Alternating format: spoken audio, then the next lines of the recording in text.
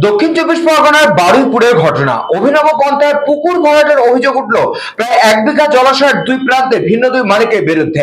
রান্না হওয়া কয়লার ছাই ও রাবিশ দিয়ে পুকুর ভরাটের অভিযোগ উঠল বারুইপুর পৌরসভা 17 নম্বর ওয়ার্ডে।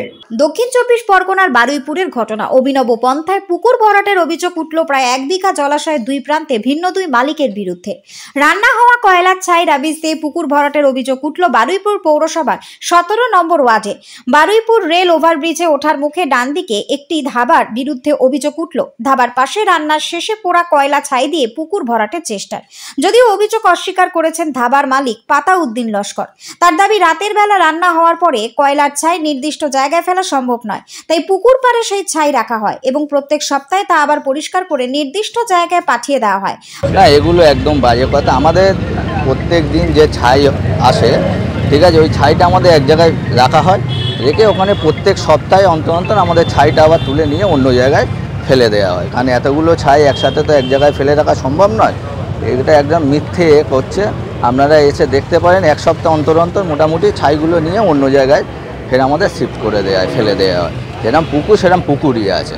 পাশাপাশি ওই জলাশয়ের অপর প্রান্তে প্রায় একই কায়দায় ছাই এবং রাবিশ দিয়ে পুকুর ভরাটের অভিযোগ উঠল পচা সিপাই নামে এক ব্যক্তির বিরুদ্ধে। যদিও পচা সিপাইয়ের ছেলের অভিযোগ অস্বীকার করে জানিয়েছেন যে পুকুরের পাড় ভেঙে গিয়েছিল, সেটা মেরামত করা হচ্ছে না, ওটা ভরাট করা হচ্ছে না।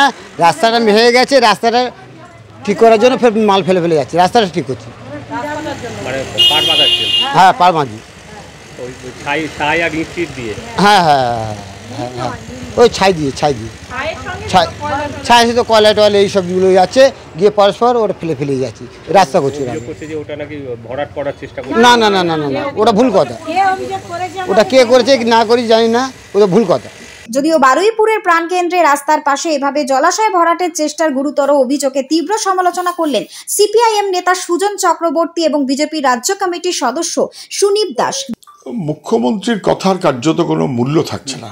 মুখ্যমন্ত্রী মুখে বলছেন জলাশয় ভরাট করা যাবে না, কিন্তু গোটা কলকাতার স্যাটেলাইট ম্যাপ দেখুন, দেখলে বুঝবেন যে গত 7-8 বছরে কিভাবে জলাশয় একের পর এক বোঝানো হচ্ছে। আপনি বারুইপুরের কথা বলছেন, বারুইপুরের 17 নম্বর ওয়ার্ডে কোনো একটি পুকুর, যেটা আপনারা গেছিলেন, দুদিকে দুজন ছাই ফেলে ভরিয়ে আসছে। মানুষ প্রতিবাদ করছে, কিন্তু প্রশাসন চুপ।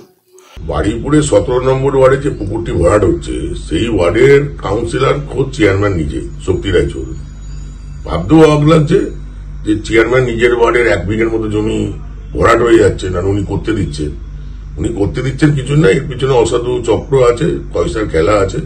তৃণমূল আমলে আপনি পয়সা দেবেন না আর পুকুর ভরাট করবে এবং এর পিছনে তৃণমূল নেতা থাকবে না, এটা অসম্ভব বিষয়।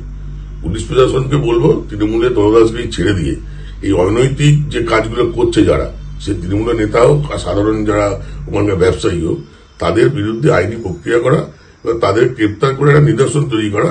এবং বিগত দিনে বারুইপুরে এরকম অনেক পুকুর ভরাট হয়েছে এবং তৃণমূল যতদিন থাকবে হবেও, তাতে প্রাকৃতিক যে ভারসাম্য সেটা নষ্ট হচ্ছে। বিরোধীরা সরব হলেও পৌর এলাকায় ছাই দিয়ে পুকুর ভরাটের চেষ্টার অভিযোগ অস্বীকার করেছেন বারুইপুর পৌরসভার উপপৌর প্রধান গৌতম দাস। অভিযোগটা সঠিক নয়। একটা ধাবা রয়েছে, যাদের হয়তো ছাই থাকে, সেই ছাইটা হয়তো স্ট্যাক করা আছে হয়তো পুকুর পাড়ে, সেটা দিয়ে কোনো ভরাটের ঘটনা ঘটেনি। এবং তার পাশে একটা মসজিদ নির্মাণ হচ্ছে, তাদেরও কিছু ইটপাট, কিছু রাবিশ হয়তো তাদের পাড়ে রাখা রয়েছে। তারা হয়তো মসজিদের কনস্ট্রাকশনের কাজ চলছে, হয়তো মসজিদ কনস্ট্রাকশন হয়ে গেলে তারা সেগুলো হয়তো তুলে নেবে। পচা সিপাইয়ের ওখানে দুটো পুকুরের মধ্যে একটা ডিমার্কেশন করে পথ ছিল, মানে এপার থেকে ওপার যাওয়ার জন্যে। সেই আলপথটা ভেঙে গেছে, সে হয়তো ওই আলপথটাকে নতুন করে বানানোর চেষ্টা করছে। এখানে পুকুর ভরাটের কোনো ব্যাপার নেই, পুকুরের জায়গাতেই রয়েছে। দক্ষিণ চব্বিশ পরগনা থেকে বাবলু প্রামাণিকের রিপোর্ট, নিউজ বঙ্গ টাইম।